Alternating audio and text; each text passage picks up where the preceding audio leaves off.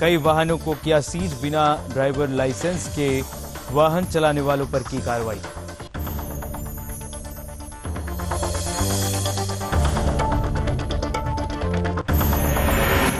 उत्तराखंड के सीएम पुष्कर सिंह धामी ने ट्वीट कर हिंदी दिवस पर सभी प्रदेशवासियों को दी शुभकामनाएं। सीएम धामी बोले, भाषा किसी भी राष्ट्र की संस्कृति और परंपराओं को जोड़ने में होती है सहायक।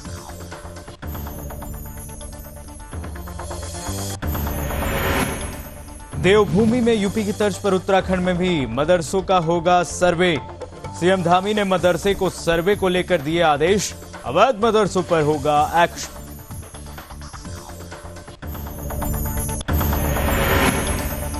सीएम धामी और बाबा रामदेव पहुंचे उत्तरकाशी। सीएम धामी और योग गुरु ने अन्वेषण पर्वतारोहण टीम का किया फ्लैग ऑफ।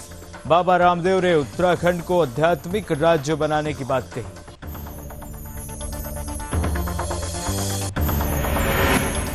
उत्तराखंड में मौसम विभाग ने जताया अनुमान, अगले 24 घंटे में भारी बारिश की जताई संभावना। मौसम विभाग ने जारी किया ऑरेंज अलर्ट। प्रशासन ने लोगों को अलर्ट रहने की दी सलाह।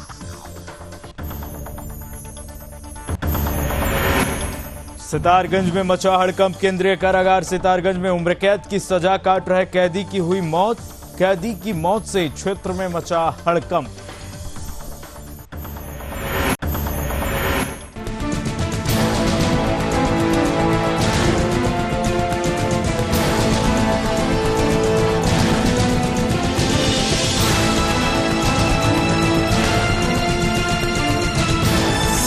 आप देख रहे हैं सुदर्शन न्यूज। नमस्कार, आप देख रहे हैं सुदर्शन न्यूज और मैं हूं आपके साथ कीर्तिमान सिंह। उत्तराखंड के सितारगंज में परिवहन विभाग की तरफ से सितारगंज क्षेत्र में चेकिंग अभियान चलाया गया, जिसमें वाहनों के खिलाफ कार्रवाई की गई। इस दौरान वाहनों को सीज किया गया। बता दें कि परिवहन विभाग के एआरटीओ विपिन सिंह ने इसका नेतृत्व किया और नेतृत्व करते हुए क्षेत्र में चेकिंग अभियान चलाया गया, जिसमें एआरटीओ ने सितारगंज क्षेत्र के उत्तर प्रदेश उत्तराखंड सीमा और सितारगंज के अन्य मार्गों पर रूटिंग चेकिंग की। चेकिंग के दौरान एआरटीओ विपिन सिंह ने बिना ड्राइवरी लाइसेंस के चोरी कर वाहन चलाने वाले दर्जन भर वाहनों की चेकिंग कर वाहनों के चालान कर कार्रवाई भी की। वहीं परिवहन विभाग की कार्रवाई से सितारगंज क्षेत्र के वाहन मालिकों में हड़कंप मच गया है। एआरटीओ को देखकर वाहन ड्राइवरों ने अपना रास्ता बदलकर गांव की ओर से गाड़ियां लाने को विवश हो गए हैं। वहीं एआरटीओ विपिन सिंह ने कहा कि टीम की तरफ से औचक छापेमारी की कार्रवाई लगातार की जा रही है, जिसमें रोड पर बिना कर जमा किए, साथ ही बिना दस्तावेज, बिना फिटनेस और बिना परमिट के जो वाहन चल रहे हैं उन पर चालान और सीज करने की कार्रवाई लगातार की जा रही है।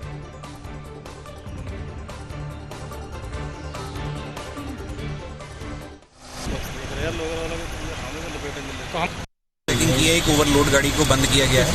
एक ओवरलोड गाड़ी का डीएल और परमिट कैंसिल किया गया है। बाकी एक स्कूल बस संचालित थी, बिना परमिट और बिना फिटनेस के, उसको बंद किया गया है। एक यूपी 25 नंबर की बरेली की गाड़ी यहाँ पाई गई है, बिना परमिट और फिटनेस, उसको बंद किया गया है। और आगे भी अभी कार्रवाई जारी है। वाहन हैं जो बिना परमिट या ओवरलोड या इस तरह से बिना फिटनेस में संचालित पाए जाएंगे, उन सबको सीज किया जाएगा।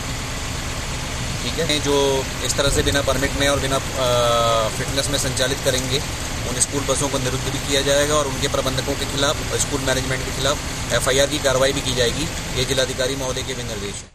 चले आगे बढ़ते हैं। उत्तराखंड के सीएम पुष्कर सिंह धामी ने ट्वीट किया। बता दें कि सीएम धामी ने ट्वीट कर सभी देशवासियों को हिंदी दिवस की शुभकामनाएं दी।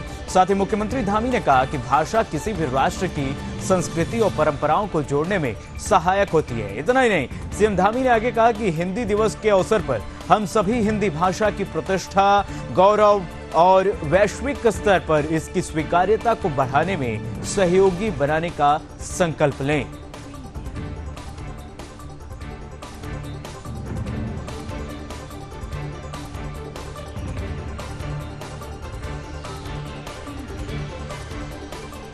चले आगे बढ़ते हैं। देवभूमि उत्तराखंड में मुस्लिमों की आबादी बेतरतीब तरीके से बढ़ती जा रही है। केवल मुस्लिम आबादी ही नहीं, बल्कि मस्जिदों और मदरसों की संख्या भी तेजी से बढ़ रही है। पिछले 10 वर्षों में देवभूमि उत्तराखंड में मुस्लिमों की आबादी 45% बढ़ी है, जो चिंता की सबसे बड़ी वजह बनती जा रही है, जिसको लेकर सीएम पुष्कर सिंह धामी ने मदरसों के सर्वे का आदेश दिया है। सर्वे की वजह केवल अनधिकृत रूप से बढ़ती मदरसों और मस्जिदों की संख्या ही नहीं है, बल्कि इन मदरसों और मस्जिदों से देश विरोधी गतिविधियों के संचालन की भी खबर सबके सामने है और इसके कारण भी सर्वे का आदेश दिया है।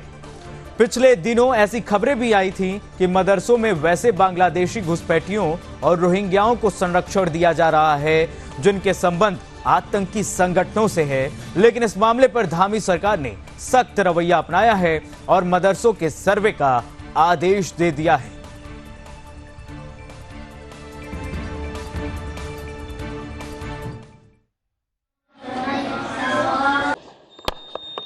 देखिए, बहुत सारी जगह पर मदरसों को लेकर तमाम तरह की बातें आ रही हैं, इसलिए उसका एक बार सर्वे होना बहुत नितांत जरूरी है, जिससे कि सारी वस्तु स्थिति जो है स्पष्ट हो पाए। चले आगे बढ़ते हैं। उत्तराखंड के सीएम पुष्कर सिंह धामी बाबा रामदेव और आचार्य बालकृष्ण उत्तर काशी के दौरे पर पहुंचे, जहां गंगोत्री धाम में मुख्यमंत्री पुष्कर सिंह धामी और योग गुरु बाबा रामदेव ने अन्वेषण पर्वतारोहण टीम का फ्लैग ऑफ किया। आपको बता दें, ये दल गंगोत्री हिमालय के रक्तवन आरोहण को रवाना होगा। इस दौरान मुख्यमंत्री पुष्कर सिंह धामी अन्वेषण अभियान टीम के साथ गंगोत्री से गोमुख जाने वाले मार्ग पर करीब 1 किलोमीटर तक गए। इस बीच बाबा रामदेव ने उत्तराखंड को आध्यात्मिक राज्य बनाने की बात कही। बता दें कि 42 साल के बाद रक्तवन ग्लेशियर पर यह टीम आरोहण करेगी। 1981 के बाद आज तक रक्तवन में किसी टीम ने आरोहण नहीं किया। रक्तवन आरोहण की ऊंचाई 23,000 फीट है। पतंजलि आयुर्वेद, नीम, IMF के संयुक्त अभियान दल इन चोटियों पर आयुर्वेदिक जड़ी बूटियों की खोज करेगा। 42 साल बाद पतंजलि द्वारा संयुक्त अन्वेषण अभियान इन चोटियों पर आरोहण करेगा। इन टीम में 10 सदस्य दल होगा। 15 दिन के लिए ये टीम पर्वत श्रृंखला पर औषधि की खोज करेगा।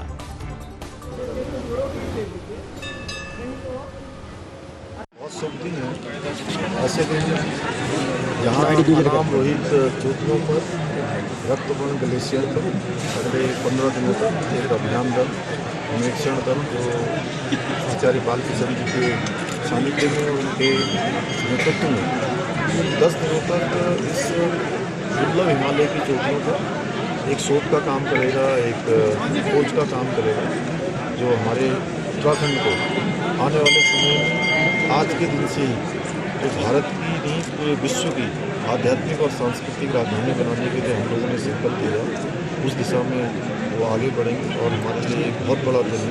मैं पूरे दल को, यहाँ पूज्य स्वामी रामदेव जी की आज उनका भी यहाँ सानिध्य प्राप्त हो रहा है, मैं पूरे दल को बहुत शुभकामनाएं देता हूँ कि वो अपने जिस उद्देश्य के लिए आज उन्होंने यात्रा प्रारंभ की वो यात्रा से।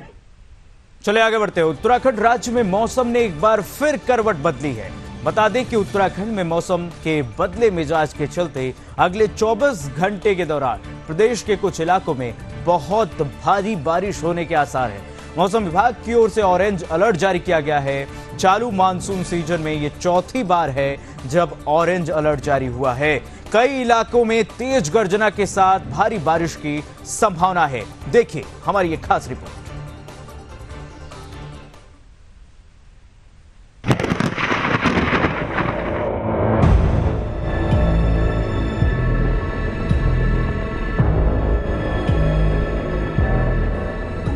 उत्तराखंड में एक बार फिर भारी बारिश की संभावना है। बता दें कि उत्तराखंड मौसम विभाग ने अनुमान जताया है कि भारी बारिश की संभावना है। अगले 24 घंटे में कई इलाके में भारी बारिश की संभावनाएं जताई जा रही हैं। मौसम विभाग की ओर से जारी पूर्वानुमान के अनुसार प्रदेश में अगले 4 दिनों तक भारी से भारी बारिश होने की संभावना है। इसके साथ ही प्रदेश के कुछ इलाकों में अगले 24 घंटों में भारी बारिश होने के आसार हैं, जिसको देखते हुए मौसम विज्ञान केंद्र ने अगले 3 दिनों तक प्रदेश में भारी बारिश को लेकर ऑरेंज अलर्ट जारी किया है। तो वहीं 17 सितंबर के लिए मौसम विभाग ने रेड अलर्ट जारी किया है। मुख्य रूप से अगले 4 दिन प्रदेश पर काफी अधिक भारी बारिश होने की आसार है।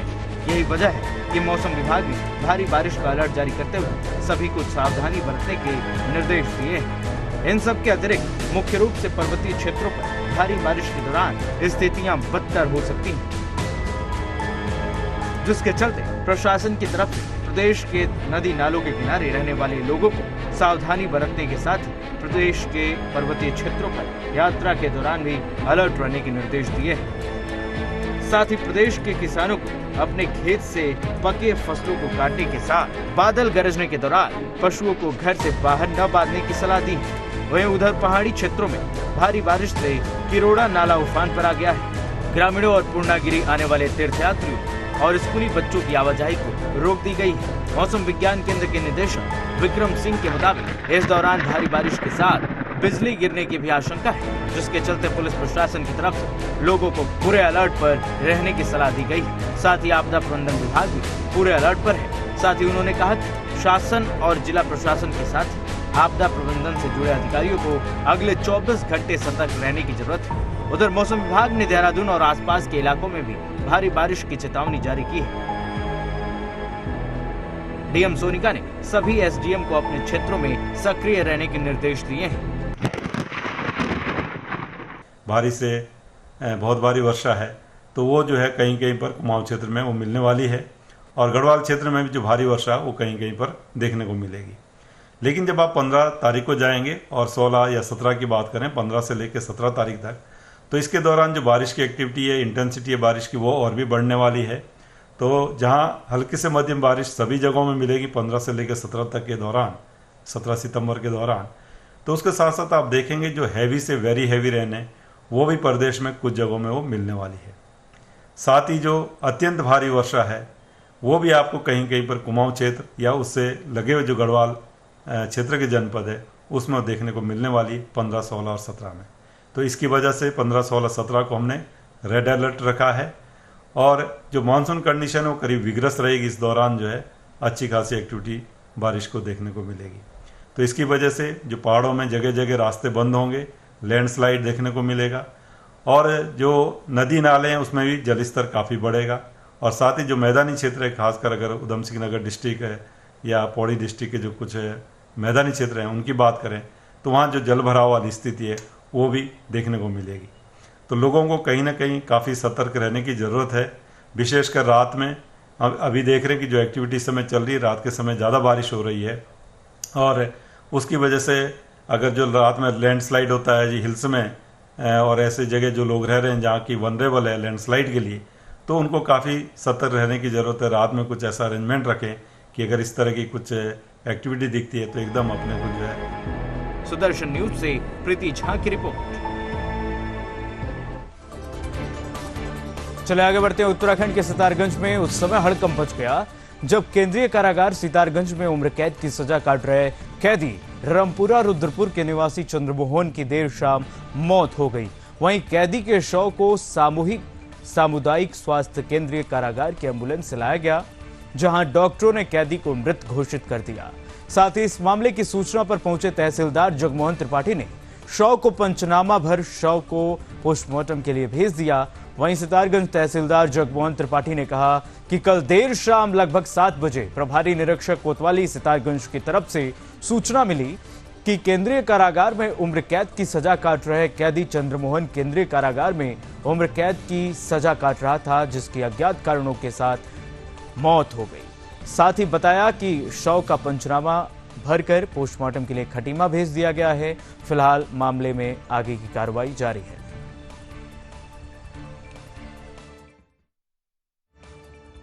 ये कल रात 7:30 में सेंट्रल जेल सितारगंज से एक कैदी को लाया गया था, जो मृत अवस्था में हमारे पास लाया गया, जिसका नाम चंद्रमोहन, उसके पिता का नाम राधेश्याम। ये सेंट्रल जेल सितारगंज से लाया गया था। वहाँ ये चक्कर खा के गिरा तो उसको यहाँ लाया गया, तो हमारे यहाँ लाया तो ये मृत अवस्था में ही था और जिसकी सूचना हमने पुलिस को दी और आज पोस्टमार्टम की बॉडी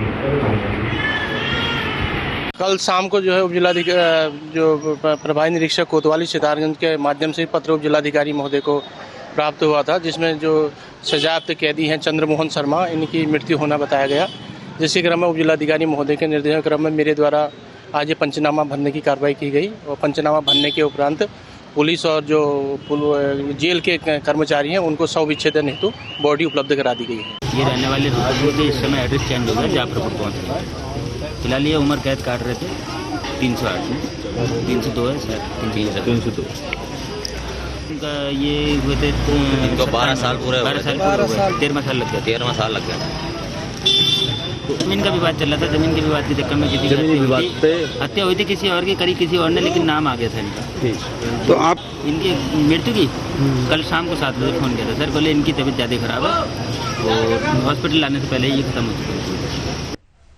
चलिए आगे बढ़ते हैं। उत्तराखंड के खटीमा में पुलिस प्रशासन की बड़ी कामयाबी हाथ लगी है। बता दें कि खटीमा क्षेत्र के एक वाटिका में चोरी को लेकर पुलिस ने बड़ा खुलासा किया है। बता दें कि पुलिस ने इस मामले का खुलासा करते हुए 4 आरोपियों को गिरफ्तार किया है। दरअसल कुछ दिन पहले खटीमा में ही रहने वाले के घर चोरों ने चोरी की वारदात को अंजाम दिया था। फिलहाल पुलिस ने मामले को दर्ज किया है और आरोपियों को जेल भेज दिया है। वहीं मामले में आरोपियों से पूछताछ लगातार पुलिस कर रही है।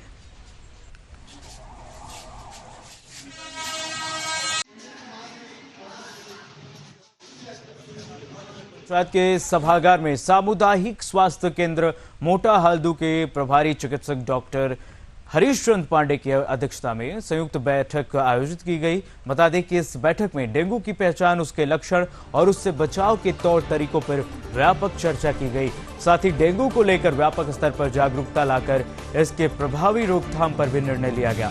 दरअसल इस क्षेत्र में डेंगू के बढ़ते प्रकोप को देखते हुए नगर पंचायत के सभागार में डेंगू और मलेरिया के बचाव को लेकर बैठक को आयोजन किया गया था। इस बैठक में स्वास्थ्य केंद्र प्रभारी चिकित्सक डॉक्टर हरीश चंद पांडे ने कहा कि जागरूकता के द्वारा डेंगू की रोकथाम संभव है। उन्होंने कहा कि इसके लिए सामूहिक प्रयासों की आवश्यकता है। इस दौरान उनके साथ नगर पंचायत, मलेरिया विभाग और जल संस्थान के अधिकारी कर्मचारियों ने भी हिस्सा लिया। उन्होंने आगे कहा कि विशेषकर उन संस्थानों को फोकस किया जाना चाहिए जहां पर डेंगू बीमारी का खतरा ज्यादा है और ये सब स्थानीय लोगों की जागरूकता से होगा। उन्होंने इस दिशा में सभी सामाजिक संस्थाओं से भी आगे आने का आह्वान भी किया। साथ ही बैठक में शामिल नगर पंचायत अध्यक्ष लालचंद ने कहा कि बरसात के समय डेंगू, मलेरिया जैसी बीमारी का खतरा और बढ़ जाता है। उन्होंने कहा कि घरों में साफ सफाई जरूर करें ताकि इस बीमारी से बचा जा सके।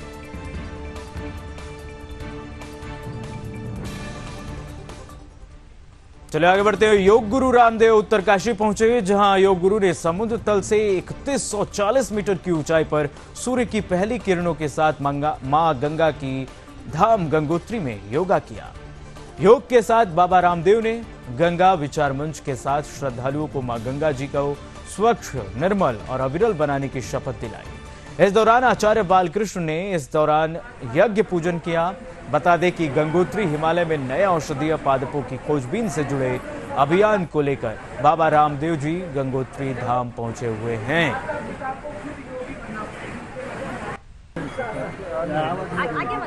चैनल बड़ा। चलिए आगे बढ़ते हैं। उत्तराखंड की खाद्य मंत्री रेखा आर्या ने खरीफ खरीद फसल 2022-23 की समीक्षा बैठक ली। सचिवालय सभागार में आयोजित बैठक में मंत्री ने कहा कि प्रदेश में 1 अक्टूबर से धान की खरीद शुरू होगी। इस साल धान के मूल्य में प्रति क्विंटल 100 रुपए की वृद्धि की गई है। सामान्य धान का मूल्य 1940 रुपए से बढ़कर प्रति क्विंटल 2040, ग्रेड ए धान का न्यूनतम समर्थन मूल्य 1960 रुपए से बढ़ाकर 2060 रुपए घोषित किया गया है। खाद्य मंत्री ने कहा कि इस सीजन में धान खरीद का लक्ष्य 9 लाख मीट्रिक टन रखा गया है। धान की खरीद के लिए विभागीय अधिकारी सभी तैयारियां पूरी कर लें। धान खरीद केंद्रों पर चौकीदार, कंप्यूटर ऑपरेटर जैसे सीजनल स्टाफ की नियुक्ति कर ली जाए।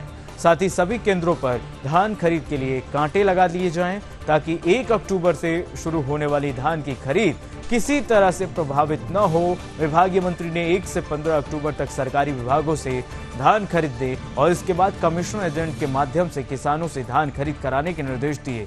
मंत्री ने कहा कि खरीफ सीजन में कुल 9 लाख मीट्रिक टन धान खरीद का लक्ष्य दिया गया है।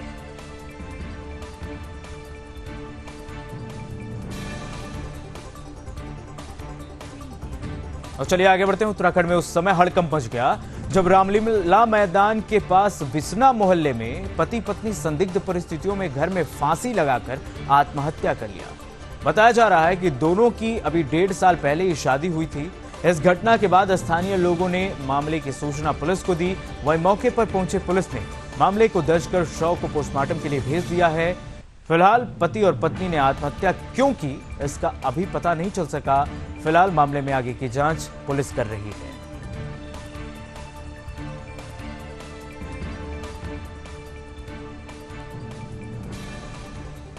चले आगे बढ़ते। हरिद्वार के जिला आबकारी अधिकारी को हटाने के निर्देश दे दिए गए हैं और बता दें कि कोर्ट ने हरिद्वार में जहरीली शराब से हुई मौतों को देखते हुए यह फैसला लिया है। कोर्ट ने इस संबंध में क्रियान्वयन की रिपोर्ट सरकार को 10 दिन के भीतर पेश करने के लिए कहा है। बता दें कि मुख्य न्यायाधीश विपिन सांघी और न्यायमूर्ति आरसी सुलभे की खंडपीठ के समक्ष सुनवाई हुई है। मामले के अनुसार हरिद्वार के जिला आबकारी अधिकारी रहे पवन कुमार सिंह की ओर से मुख्यालय तबादला आदेश को हाईकोर्ट में चुनौती दी गई थी। उन्होंने कहा कि उनका राजनीतिक कारणों से तबादला किया गया है, जबकि उन्होंने अपने कार्यालय में रिकॉर्ड राजस्व अर्जित किया था। कोर्ट ने याचिकाकर्ता पवन कुमार सिंह को किसी तरह की राहत नहीं दी है।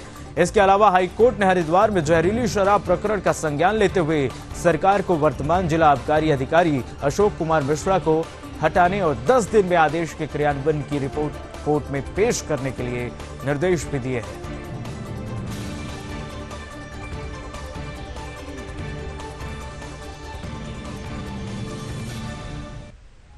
चले आगे बढ़ते। उत्तराखंड में उस समय हड़कंप मच गया जब रुड़की आईआईटी के एक प्रोफेसर की संदिग्ध परिस्थितियों में मौत हो गई।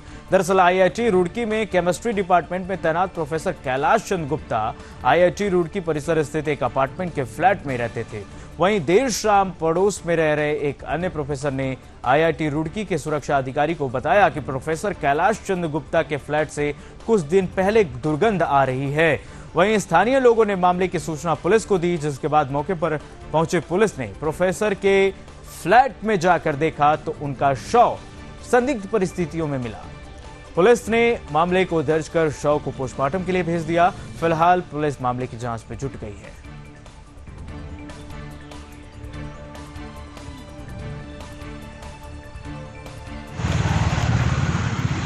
आईआईटी के केमिस्ट्री डिपार्टमेंट में कार्यरत थे श्री केसी गुप्ता जी, और लास्ट जो इनकी बात 4 तारीख को अपने घर में हुई थी। ये अविवाहित थे और यहाँ रह रहे थे। इनका जो प्रांगण है उसके बाद से ये नहीं देखे गए थे। जब कल पड़ोसियों ने जब इनका घर में देखा कि वहाँ से कुछ बदबू आ रही है, तब उसे खोला गया, तब पता लगा कि इनकी डेथ हो चुकी थी। मृत्यु के कारणों का पता तो पीएम रिपोर्ट के बाद ही पता लग पाएगा, और हम सारे जो तथ्य हैं उनको सामने रखते हुए उसमें छानबीन भी कर रहे हैं। हाँ, परिजनों को सूचित कर दिया, वो भी आ रहे हैं, और जो भी आगे जो कार्रवाई होगी। चले आगे बढ़ते हैं। उत्तराखंड में उस समय हड़कंप मच गया जब चंपावत के पाटी मोनाकांडा प्राइमरी विद्यालय की बाथरूम की छत गिरने से कक्षा 3 में पढ़ने वाली बच्ची की मौत हो गई, जबकि 2 बच्चे मौके पर घायल हो गए। हादसे की खबर सुनते ही गांव में मातम पसर गया। साथ ही इस हादसे से अन्य बच्चे भी डरे सहमे हुए हैं। हादसे की खबर सुनकर स्कूल पहुंचे अभिभावकों में गुस्सा है। अपनी आंखों के सामने अपने बच्चों का ऐसा हाल देख अभिभावकों का गुस्सा थम नहीं रहा है। फिलहाल मामले में आगे की जांच जारी है।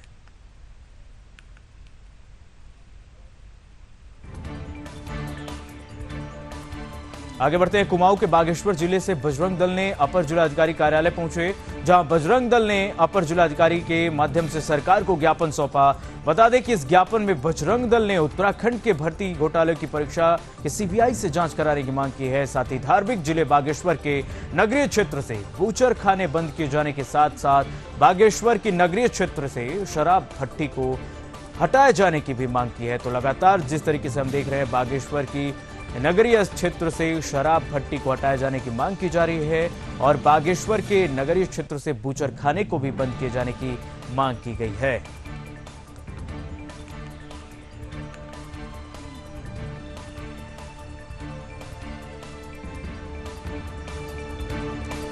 और आपको बता दें कि बजरंग दल पहुंचे हुए हैं, बजरंग दल के कार्यकर्ता अपर जिलाधिकारी कार्यालय, जहां पर वो बूचर खाने को बंद कराने की मांग किया है उन्होंने।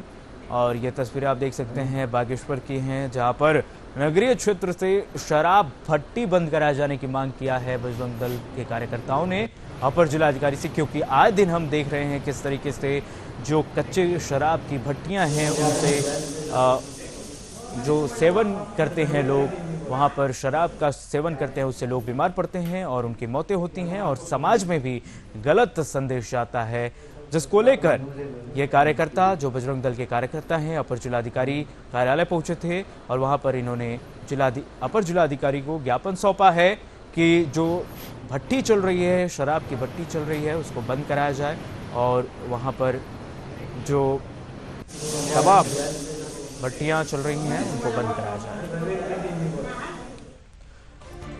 चले उत्तराखंड में उस समय हड़कंप मच गया जब काशीपुर में स्कूल के घर से लौट रहे बाइक सवार शिक्षक की ट्रैक्टर ट्रॉली ने जबरदस्त टक्कर मार दी। बता दें कि टक्कर इतनी जबरदस्त हुई कि इस हादसे में मौके पर ही बाइक सवार शिक्षक की मौत हो गई। बता दें कि मृतक शिक्षक ड्यूटी करने के बाद मंगलवार शाम 6 बजे बाइक से घर लौट रहे थे कि रामनगर रोड पर केला मोड़ के पास उनकी बाइक ट्रैक्टर ट्रॉली की चपेट में आ गई, जिसमें शिक्षक की मौके पर ही मौत हो गई। फिलहाल स्थानीय लोगों ने मामले की सूचना पुलिस को दी है। वहीं मौके पर पहुंचे पुलिस ने मामले को दर्ज कर लिया है और शव को पोस्टमार्टम के लिए अस्पताल भेज दिया है। फिलहाल मामले में आगे की जांच जारी है।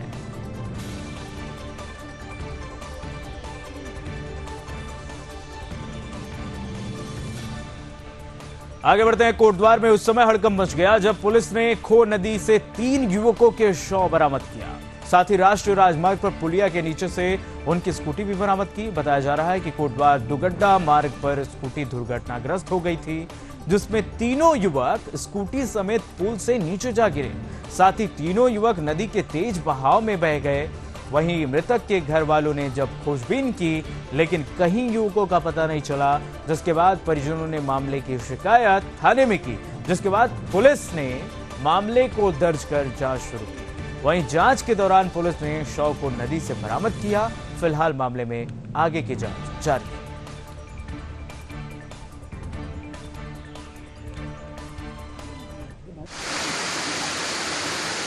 9 सितंबर को थाना कोटद्वार में ये सूचना मिली थी कि 3 बच्चे सुबह से घर से गए हैं और मिसिंग हैं, उनका कुछ पता नहीं लग पा रहा है, फ़ोन स्विच ऑफ था।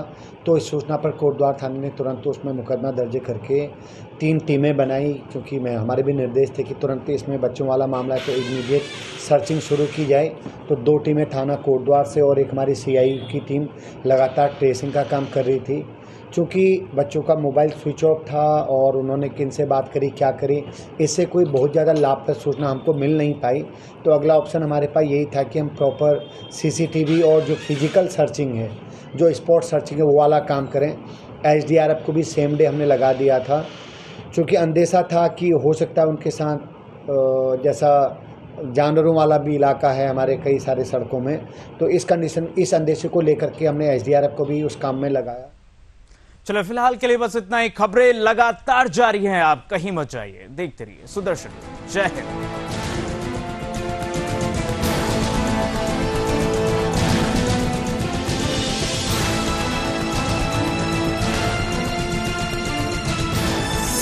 आप देख रहे हैं सुदर्शन न्यूज।